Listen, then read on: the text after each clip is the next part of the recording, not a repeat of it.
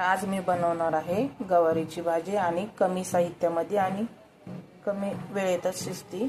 गवारीची भाजी असल्यामुळे मी मोहरी घेत नाहीये, यामध्ये घालणार फक्त जिरे,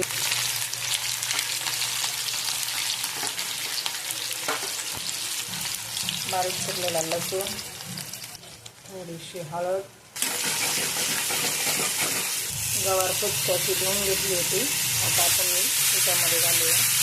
कढईमध्ये छान अशी परतून घेऊया, चवीनुसार मीठ घालूया, छान अशी परतून घेतलेली आहे। आपण यामध्ये घालूया 1 कप पाणी आणि याला शिजवून घेऊया।